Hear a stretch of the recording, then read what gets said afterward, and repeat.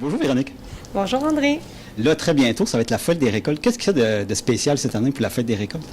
La fête des récoltes qu'on va faire le 1er octobre va être sous le thème de l'autonomie alimentaire. On va séparer ça en 4 parties. La première partie, en matinée, il va y avoir des kiosques sur des thèmes alimentaires. On va avoir entre autres Christian Vestnier de la ferme Entre Champs et Boisés qui va nous parler d'agroforesterie, de champignons entre autres, de forêts comestibles. Il va venir nous présenter quelques-uns de ses produits, dont l'ail. On va aussi avoir du jus de pomme pressé sur place. Donc, on va pouvoir goûter à ce jus de pomme frais.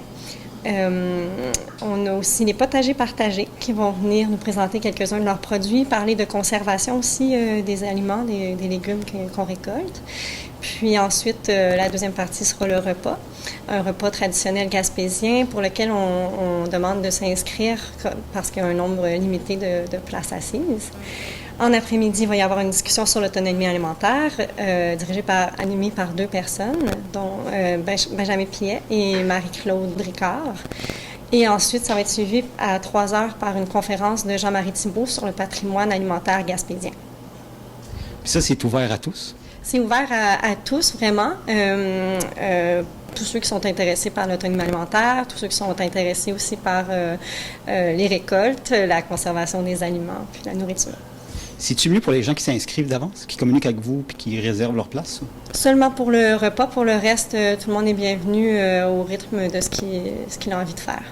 On n'est pas obligé d'assister à la journée complète. Là. Okay. Idéalement, les gens y arrivent vers quelle heure? Bien, les kiosques vont ouvrir à partir de 10 heures jusqu'à midi. Puis ensuite, bien là, c'est sûr que pour la discussion, ça commence à 1 heure, donc jusqu'à 3 heures. C'est préférable d'arriver à temps pour pouvoir assister à l'ensemble de ce qui est discuté. Puis la conférence, elle est à 3 heures. J'ai aussi oublié de dire que pour les familles sont les bienvenues aussi. Il va y avoir un coin pour les enfants avec des petits jeux de prévus le matin avec les kiosques. Il va aussi y avoir des animaux sur place. Ça sera une surprise. Ici aussi, il y a les cuisines collectives. Pouvez-vous nous en parler un petit peu? Oui, bien sûr. D'ailleurs, c'est ça, on a repris les cuisines collectives et s'il y a des gens qui sont intéressés à venir y participer, on est prêt à reformer des nouveaux groupes. Donc, une cuisine collective, c'est un groupe de personnes qui se rencontrent une fois par mois, sont de 3-4 personnes, c'est un bon nombre.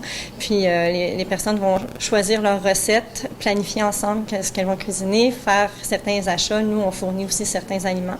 Ils ont une journée de cuisson, donc elles viennent cuisiner sur place. Puis ensuite, on évalue un peu comment ça s'est passé, puis ça recommence le mois d'après. Ouais. Avez-vous des besoins spécifiques, comme en nourriture ou en dons? Toujours, oui. Les gens sont les bienvenus pour venir faire des dons, divers dons. Ça peut être autant du canage que même des légumes frais s'il y en a des gens qui ont des surplus de leur jardin. Aussi, on peut faire appel aux chasseurs qui bientôt vont aller chasser. S'ils ont des surplus de viande de l'année précédente, ils peuvent aussi venir nous les porter si c'est emballé sous vide. Pouvez-vous nous rappeler tous les services qui sont offerts ici au collectif alimentaire? Oui, bien sûr. Outre les cuisines collectives, on a aussi des cuisines solidaires qui, elles, sont... c'est pas des groupes fixes, ça change de personnes d'une fois à l'autre.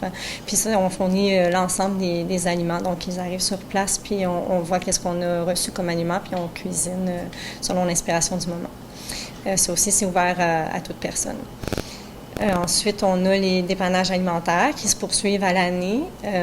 Si jamais il y a des gens qui sont dans des difficultés financières, ont besoin d'aide pour s'alimenter, ils peuvent venir sur place. Puis nous, on leur fournit des produits frais, des produits secs et des produits congelés aussi.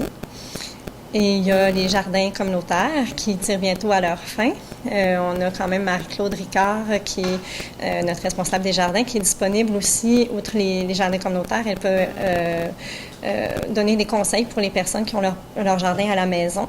Entre autres, si vous avez besoin de conseils pour la fermeture de vos jardins, pour la clôture de la saison, elle peut venir vous conseiller là-dessus. Bon, on vous souhaite une belle automne. Merci, vous aussi.